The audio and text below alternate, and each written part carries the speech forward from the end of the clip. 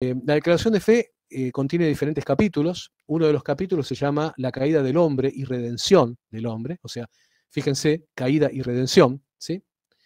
Y la declaración de fe está desarrollada en puntos. Por ejemplo, este capítulo que se llama La caída del hombre y la redención del hombre tiene 10 puntos, ¿sí? El primero de los puntos dice: partimos de la realidad de que el hombre pecó y esa realidad debe ser superada. La humanidad no está condenada a que la historia de pecado sea eterna. No hay una eterna culpa de la humanidad. ¿Qué decimos con esto? La humanidad, o sea, todos los seres humanos que habitan actualmente la Tierra o que la han habitado, son descendientes de Adán y Eva. Y estos descendientes de Adán y Eva, al haber pecado sus padres, han nacido con lo que se conoce como Yetzer Hará, el instinto del mal, la inclinación al mal. Pero esa realidad de que el hombre pecó y que cayó en pecado y que todos hemos pecado, tiene que ser superada. La humanidad no está condenada a que la historia de pecado sea eterna. En un momento se termina. O sea, no hay una eterna culpa de la humanidad. Ahora, el punto 2 de este capítulo dice: esto solo puede lograrse por el sacrificio de Yeshua. O sea, el superar esta realidad de pecado de la humanidad en general y del hombre en particular. Y pensemos esto: Yeshua murió por los pecados de toda la humanidad, no por los pecados de los judíos, de la casa de Israel, por los pecados de los guaraníes o los pecados de los olmecas. Yeshua entregó su vida por toda la humanidad. Y toda la humanidad puede acceder a la salvación de Yeshua. Porque precisamente esta realidad de que la humanidad cayó en pecado puede superarse por el sacrificio de Yeshua. Pero a su vez, además de que pueda superarse, es que no hay otra posibilidad de redención en el hombre. Hay personas que piensan que la redención del pecado se puede obtener individualmente, con iniciaciones, superaciones personales, por ejemplo, al estilo del budismo, el taoísmo. Nosotros creemos, y por eso es parte de la declaración de fe, que solo a través del sacrificio del Hijo amado puede lograrse la redención. Esto constituye el llamado plan de redención. El aceptar el sacrificio de Yeshua por su pueblo y por la humanidad es el plan de redención. Esta aceptación no requiere que alguien haga una fórmula especial ni una confesión especial con los labios, ¿sí? Ha existido durante mucho tiempo la idea de que la persona tiene que pasar adelante, acercarse al púlpito y hacer una oración y una confesión especial frente a todo el mundo para poder ser salvo. No. ¿Qué pasaría con una persona que es muda? O que tuviera incapacidad para expresar con los labios aquello que su corazón y mente le dictan. ¿Qué pasaría con una persona que no sabe leer? ¿Qué pasaría con una persona que no tiene la posibilidad de acercarse a un púlpito y hacer esa oración y que lo escuchen? Piensen ustedes, ¿cuál era la situación de Nicodemo? Nicodemo era un creyente en secreto. Esa conversación que tiene Nicodemo con Yeshua, no sabemos realmente cómo nos llega, a través de qué discípulo de Yeshua, o a través de qué apóstol. Fue una conversación secreta, ¿sí? Pero en la cual participó Yeshua y participó alguien más, que es el que escribe la conversación. Pero él lo hizo en secreto. O sea, Nicodemo no se tuvo que parar frente a un púlpito y hacer una oración y todos empezaron con un griterío, con aleluyas, para que fuera salvo. Repito, el aceptar el sacrificio de Yeshua no requiere fórmulas especiales. Ustedes pueden leer Romanos capítulo 10, versículo 9. ¿Sí? Habla de una confesión arreglada con palabras determinadas, pero esto habla de que lo importante es que la creencia que se dice guardar con los labios se corresponda con una decisión interior y que no haya dobleces en las personas.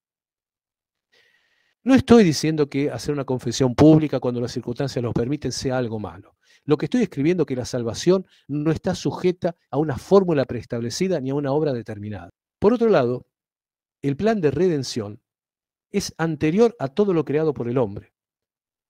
¿Sí? El plan de redención de Yahweh para la humanidad es anterior a todo lo creado por el hombre, anterior al hombre mismo.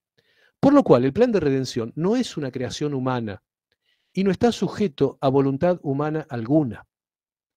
Repito, el plan de redención no es creación de hombres o de un grupo de hombres relacionados con una religión determinada. El plan de redención fue revelado por Dios mismo en Edén y en su creación y decisión, tal cual lo recibimos, por ejemplo, en Génesis 3:15. El plan de redención se ha manifestado en la elección por parte de Yahweh de un linaje determinado y el ejemplo de este linaje para el resto de la humanidad. ¿Sí? O sea, el plan de redención, que es para toda la humanidad, repito, se manifestó en la elección. Yahweh eligió un linaje determinado y que fuera ejemplo para toda la humanidad. En la instrucción, en la Torá, en los apartados llamados Génesis y Éxodo, los libros de Génesis y Éxodo, tenemos la enseñanza acerca de la conformación de una familia y luego de un pueblo inmenso.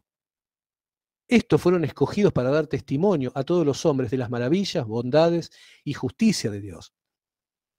Pero no significa que solamente ese pueblo sea el que se vaya a salvar.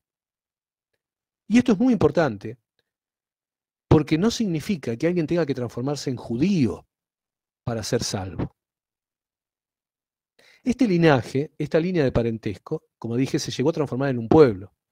Es importante entender que este pueblo es el hebreo, o sea, el de los descendientes de aquel que cruzó el Eufrates, el río Éufrates, ¿sí? En castellano. Me refiero a Abraham. El pueblo escogido o elegido no es el pueblo judío. Judá es solo una parte de este. Como tal, por supuesto, hay que ser respetado, por ser nuestros hermanos, nuestros parientes más cercanos. Pero la recuperación de las raíces de la fe no es la recuperación de las raíces judías de la fe, sino de las raíces hebreas de la fe. Tener esto en claro nos va a librar de falsas interpretaciones del judaísmo farisaico o incluso del judaísmo caraíta.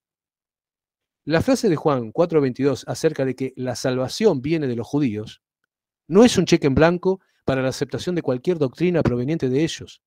Si nos dice, lo que en realidad está diciendo, es que Yeshua, quien es salvación, ¿sí? Por si alguno de los oyentes no sabe, Yeshua significa salvación. Nos dice que salvación vino al mundo naciendo de una madre judía, en un entorno también judío, y cumpliendo los aspectos de la Torá que los judíos observantes y sinceros llevaban adelante. Esto de que la salvación viene de los judíos es como decir, Yeshua viene de los judíos.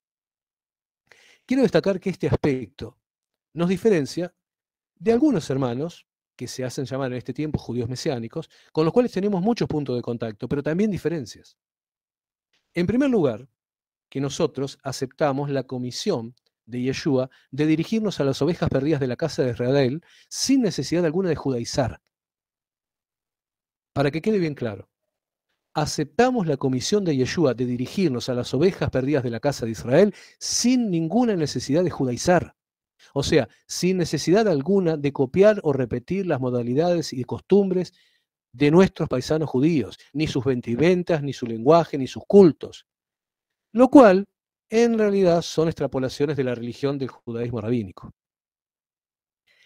En la relación de Yahweh con los seres humanos, él eligió un grupo de personas llamados sacerdotes. Estos existieron desde siempre. Eran personas que conocían los caminos de Yahweh y a otros se los enseñaban. O sea, me refiero a conocer, por ejemplo, los días determinados de reunión con el Creador, los tipos de ofrendas, los servicios, las instrucciones, etc. A estos grupos de personas se los ha reconocido como sacerdotes. Ahora, el sacerdocio no comienza con el llamado sacerdocio levítico, ni terminó con ellos.